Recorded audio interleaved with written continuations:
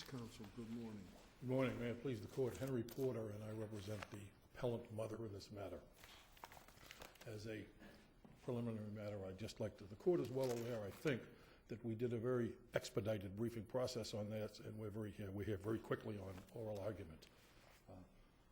As it turns out, I was called into the appeals court on a rush matter last Thursday and had to argue a case. So I, in essence, have had about 2 days to look at this. I do not do this to invoke the sympathy of the court. I only do it to invoke maybe your indulgence if I have to refer to a note every once in a while. I think it's important to understand at the outset, I do not represent the perpetrator Represent of the abuse in this case. That's correct. I represent the person who the appeals court defined as the unoffending mother. Right. I'm concerned about getting this up front because in many instances here, I'm going to be appearing as an ogre, an uncaring ogre who wants to throw these children back into the courtroom and have them testify, and that's not my position here. I'm merely emphasizing that the statute has to be applied unless it's ambiguous, and the legislature has to make it clear. At the trial court, at the appeals court, and then again here, the department and the child have relied on the case of care and protection of Rebecca and adoption of Arnold as resolving this issue. It did not. Neither case discussed this issue. Well, it does seem to me that implicit in those two cases is a reading of the statute that is consistent with the reading that the judge gave and that the appeals court gave. But, well, you may not want to address this right now, but you rely quite a bit on the 278 section 16D as having a similar purpose to this statute, correct? I do, Your Honor. But it seems to me the trouble with that is that that statute specifically uses the term child witness. And witness is glaringly absent from this statute. That's correct, Your Honor. So how can you read them together in the way that you are? I think, Your Honor, and with all due respect, I think that is a classic distinction without a difference. In section 16D, they define child witness as a victim of or a witness to. So 17D also applies to a child who is a victim. The only reason that the language is different and it only refers to a child in Section 82 is because Section 82 was only concerned about a victim, a child victim testifying. I suppose they could have expanded it to a witness as well, but I think the fact that they have, Section 16D refers to child witness doesn't mean that it is to be interpreted any differently than this one, because it also includes a victim. Does that answer your question, Your Honor?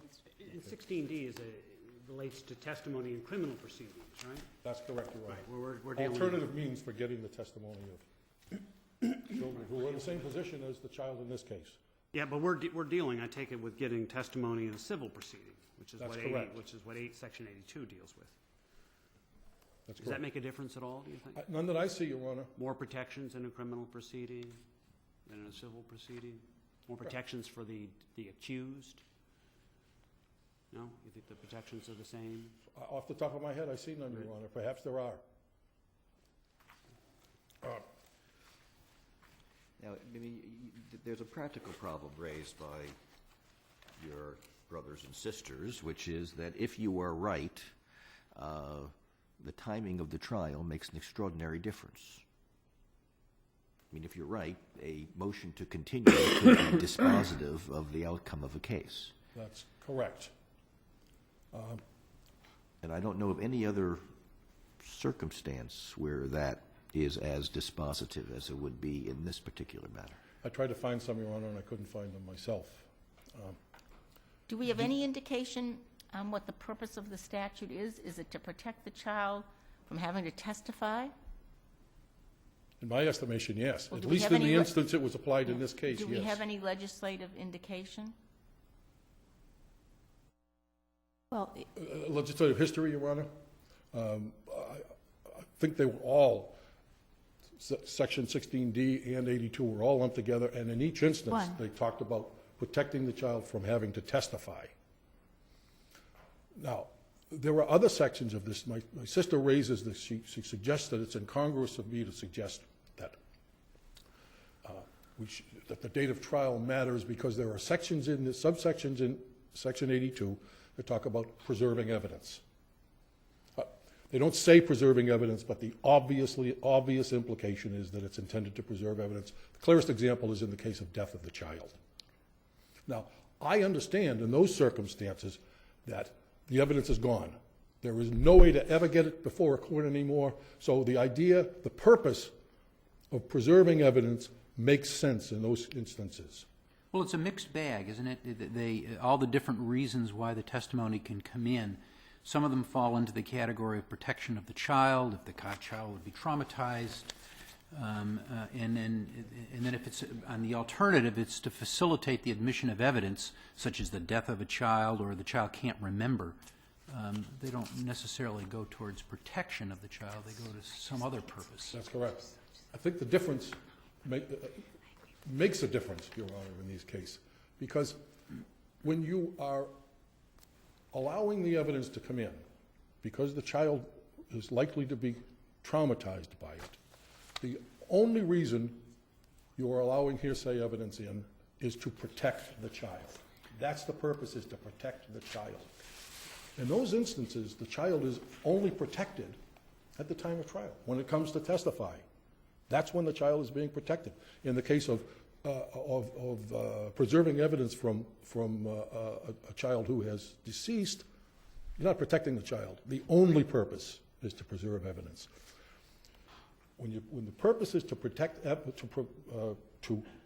the child, in my estimation, that's the reason the 10-year-old section is in there, and why it is not open-ended, as my sister would suggest, that it can go forever. So, Well, it can't go forever. It can only go until the person is no longer a child. I'm not even certain it would stop then, Your Honor. I don't think if you take the Commonwealth's reading, I take it with the extended statute of limitations for, I mean, no, it wouldn't. I mean, well, yes, because why would you be having a care and protection, why would you be having a termination of rights if the child is over 18? I can envision any number of cases, Your Honor. Sexual abuse, suit against the church. Yeah, but that wouldn't be... 40-year-old victim is traumatized by having to testify. Would that person's testimony fall under the statute? It perhaps could. This statute says... But the statute talks about a child testifying.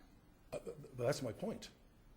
But is it a child at the age of 17 or a child at the age of 10? Well, I see nothing in the legislative history that indicates they intended this to go 17, 18. That's why I tied it in with 16D and so forth. It's clear. They were only talking about as of the time of trial. This is how we're going to apply this. So, does that answer your question, Ron? I don't know. Thank you. I want to address... I take it, I mean, at the time of the trial, let's say the statement is made by the child when they're 9. At the time of the trial, the child is 12. Maybe I misunderstand the statute, but that statement of the child made when he or she was 9 is admissible as long as the child, for very specific reasons, is unavailable, right? That's correct. At the time of trial, is unavailable for any one of the enumerated reasons. That's right. So it's not like the child is simply given a carte blanche if they're 17, 18, 19, 20. I mean, they may well be available.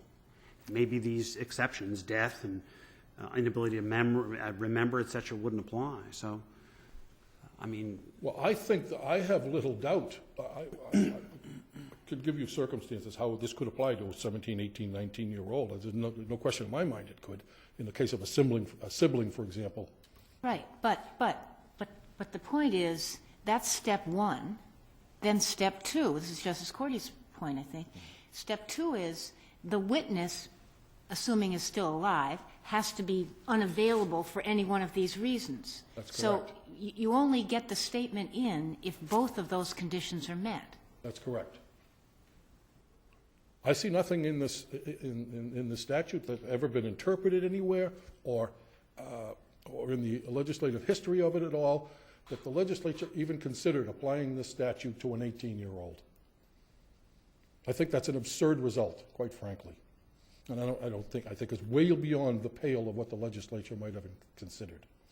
That's the problem I have with it. And under their reading of it, that's where we could go. I want to address one other point, if I might. It has been suggested that we should interpret this statute the way the Department of the Child wanted to interpret it because it will give the children broader protection. I don't disagree with that. Of course it would. And I would love it if children can be protected more than they are now, because I happen to agree they probably aren't as much as they should be. The question is whether or not this statute does it.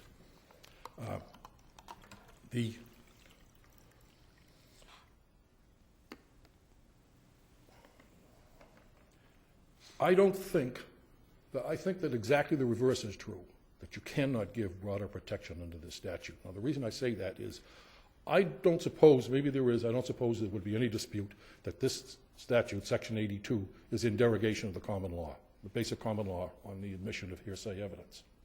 It's in derogation of it. We have some clear line of cases. I just refer Your Honors to the Kerens case in 1997, for example. It had to do with the 233 Section 85G, which was the parental liability in the case of an intentional tort by a minor child. Derogation of the common law. Two principles emerge from that, both of which apply here as far as I can see. Number one, if you have a statute which is going to derogate from the common law, the legislative language has to be clear and concise if it's going to do it. Secondly, the other principle, maybe even more important here, is that any such situation, the statutory language, if it's derogating from common law, has to be construed narrowly and strictly. Not broadly, as they suggest it should be, narrowly. And under the circumstances of this case, they're not suggesting a narrow interpretation at all. They want to broaden it. As I say, I can even envision, it wouldn't come up a lot, but I can envision situations where there'd be an adult. And I don't mean to be, I'm not critical of the department. As a matter of fact, I compliment them. They're zealous about the way they approach these cases, just as we all should be. That's how we do this stuff. We're both zealous and we get an independent, objective decision from the middle. But if they can find a situation where a child 15 years ago made these kind of disclosures, they will use the evidence if they can. And bless them, they should try to use it. But that's the kind of a situation where I don't think this statute was intended to protect against. I think that really sums up the points I really wanted to emphasize with the court this morning. Unless there are some other questions, I'd be glad to handle them. All right, thank you. Thank you, Counsel. Thank you.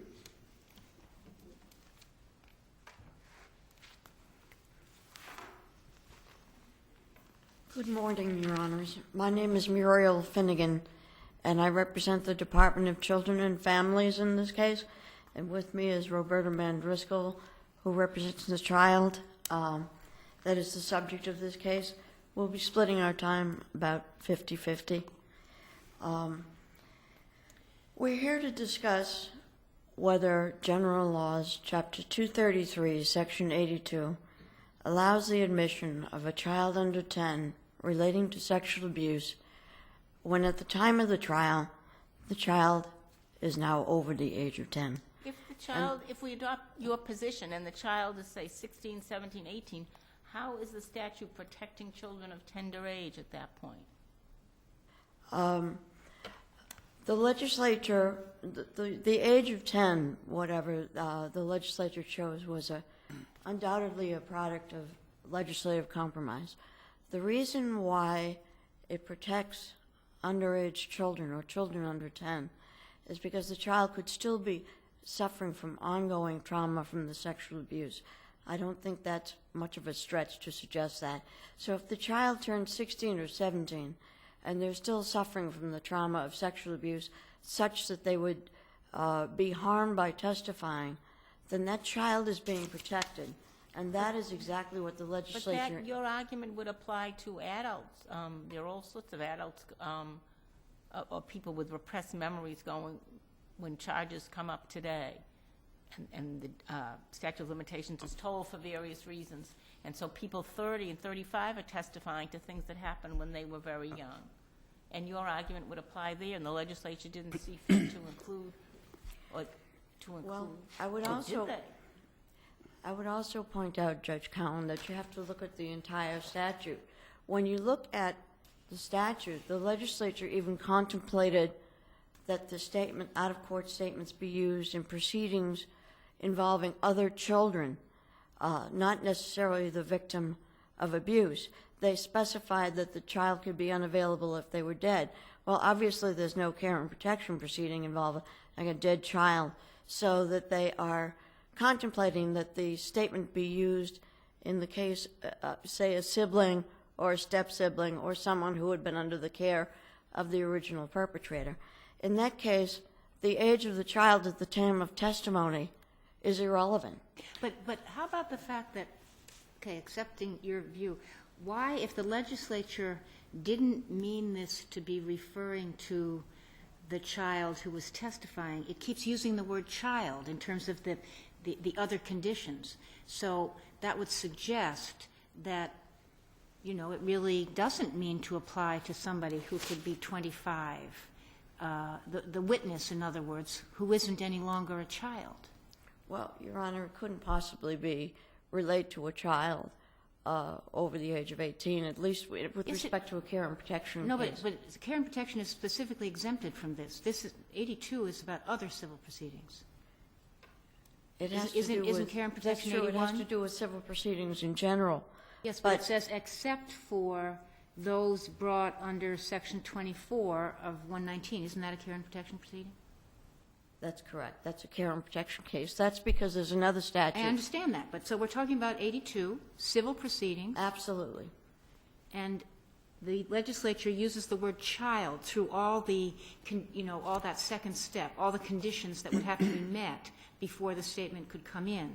And I'm just suggesting to you, does the use of the word child, or I'm asking you, does that continued use of the word child suggest, as Mr. Porter would argue, that they really were looking at a child witness? That is, they were reading it to mean that the witness was under 10. I think they may be well looking at a child witness, but that child witness does not have to be under the age of 10. But I think is- the age of the 10 goes to the reliability of the statement, the time, consequence, circumstances of when the statement was made, and the issue of unavailability, which is at the time of trial, simply goes to what the statute provides as the circumstances of unavailability, the death of the child, the disability of the child, the incompetence of the child. Is the statute concerned with reliability, or is it concerned with protecting a child of tender age? I think that the statute's concerned with both, Your Honor. Attorney Finnegan, as a matter of syntax, the statute starts out by saying the out-of-court statement of a child under the age of 10. Correct. And then it goes on and on and on, and it keeps on talking about the child, the child, the child. So as a matter of syntax, why isn't the references to the child later in the statute, to all of those references, why doesn't that reference refer to the antecedent of a child under the age of 10? Tell me why that's wrong. I don't wish to repeat myself, but it has to do, I think, with when you look at the manner in which the legislature has determined unavailability by death, disability, and incompetence, then the point is that the age of the child at the time of trial is not relevant, and that's why I think that the earlier reference to child does not go to the unavailability issue. I don't know if I've answered your question. Well, I'm wondering why, so all of those disabling features have to occur before the child is 10? Why can't you? I would say so, yes, Your Honor. Well, Disabling you wouldn't. features? Yeah, I mean, you wouldn't say that. I mean, you're saying that the disabling features can occur when the child is 15 or 16. Correct. But I'm saying you've posited that to me, and I'm positing back by saying, well, all of those things like death or incapacity, don't they have to occur before the child is age 10? if you're considering, if the proceeding relates to that particular child, yes, I would say so. But in the case of death, the proceeding is relating to another child, obviously. So that it doesn't necessarily mean it has to relate to the object of the proceeding, if that makes any sense to Your Honor. But you refer to syntax, and the first position that the department relies heavily on rules of statutory construction. And the first rule of statutory construction is that you give a statute its plain meaning. We start with the proposition that the language of the statute itself is the key to the legislative intent.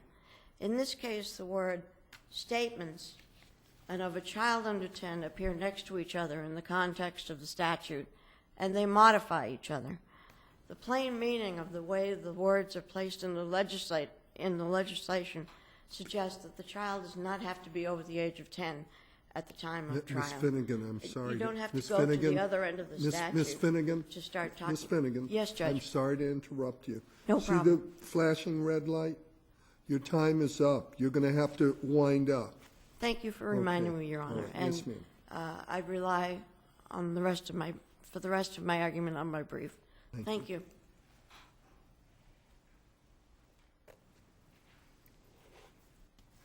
Good morning, Your Honors. May it please the Court, my name is Roberta Driscoll, and I'm here today on behalf of the subject child. If I could, I'd like to respond to your comment, Justice Gantz. I agree that to interpret this statute to require the child to be under the age of 10 at the time of trial would allow for the manipulation, whether nefarious or otherwise, of the admissibility of the child's statements just by virtue of the trial process. It would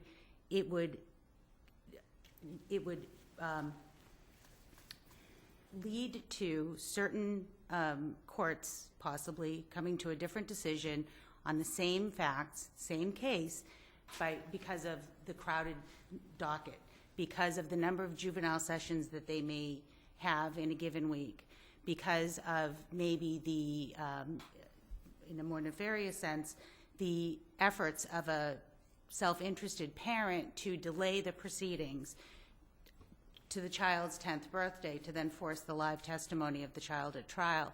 I cannot imagine that the legislature intended to allow the statute to be applied in that arbitrary of a fashion. So I would agree that this would seem to me to be the only instance where that sort of manipulation by outside factors would...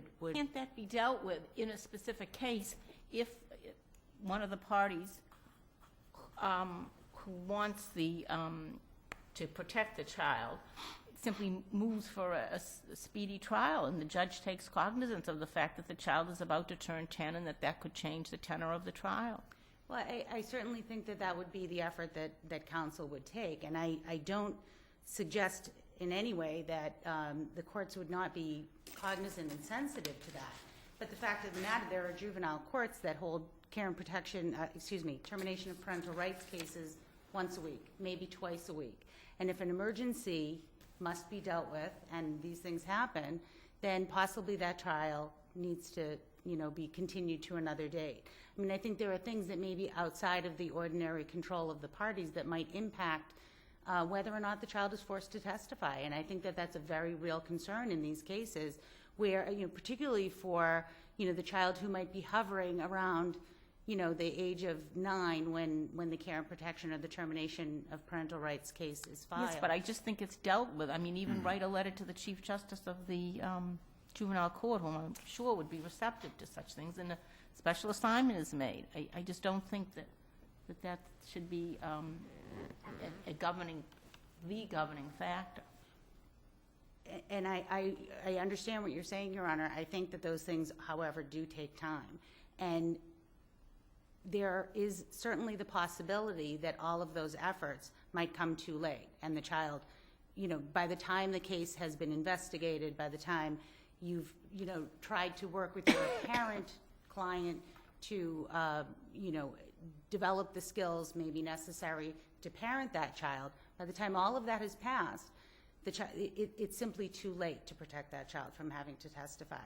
So I think it does leave open that door. And again, while there may be steps that could be taken to remedy that, I'm certain that that's not what the legislature had intended that we do. That it seems to me the plain language of the statute applies to the out-of-court statement of a child under the age of 10. Had the legislature intended that child to be 10 at the time of trial, it would have been a very simple matter to say the out-of-court statement of a child under the age of 10 at trial. And in fact, this has been mentioned previously, but I feel that it's very important to note again, in the case of care and protection of Rebecca, there were statements that were excluded specifically because the child had turned 10 before the statements were made. Couldn't the legislature have just as easily inserted the word after under the age of 10 at the time the statement is made? But I think that's the ordinary interpretation from the language that they did use. They're not qualifying the age of the child at the time that the statements are sought to be admitted at trial. Do you recall that when this statute was passed? 1990, Your Honor. Is there an upper limit that you see where these statements would be admissible? Well, quite honestly, I had never envisioned the application of this particular statute outside of the termination of parental rights case. So, I think the point has been made earlier, and it's well taken, that once a child is 18, that type of a case would no longer be brought. I do, however, having had the benefit of 16 years as a juvenile court practitioner, I can foresee the possibility that this statement might be sought to be introduced by a sibling of the child who's at issue. But I don't necessarily think that that's inappropriate, because the second prong, we need to keep in mind that this is not just a statement of a child under 10 is admissible, Right. and then that's the end. No, there's a lot of conditions. Exactly, one of which is that the child be unavailable. And there's case law in Massachusetts where a child under the age of 10 was found to be unavailable, and I would direct you to adoption of Tina, I believe is the case, and if I'm incorrect, I will certainly remedy that. But I believe that the child was 9 and was found to be unavailable. It was found, to be available, and actually testified in the judge's chambers. So certainly that Even though obviously either way you look at this statute would fit within it, but because she was available, exactly. she had to testify. Exactly. And I think by Mother's reading of the statute, Mother's urging you clearly, because in this case, Cynthia, the subject child, was 9 when the statements were made, and she made the exact same statement to 4 separate individuals, each of whom testified at trial. One of those individuals was the clinician who had evaluated the child. That clinician, deemed credible by the judge, opined that this child, Cynthia, would have been harmed had she been forced to testify at trial. She suffered significant symptoms of post-traumatic stress disorder. Well, that's the whole basis on which the judge didn't require her to testify. Well, exactly. And the point that I'm making, Your Honor, if I could, is that to read this statute differently would have forced that child either to testify and possibly and probably suffer those increased symptoms of PTSD, one of which would have jeopardized her placement at the time, another of which possibly would have jeopardized her school situation. This could have been significantly detrimental to my client. Or the alternative was that the judge would not have had the benefit of that information, and this case would have ended in a very different way. My client would have been returned to Mother without that testimony. There was ample evidence before the court that Mother was incapable of caring for Cynthia in terms of maintaining her safety. I'm sorry, Your Honor. I would rest on my brief on that point. Thank you very much. All right, thank you very much.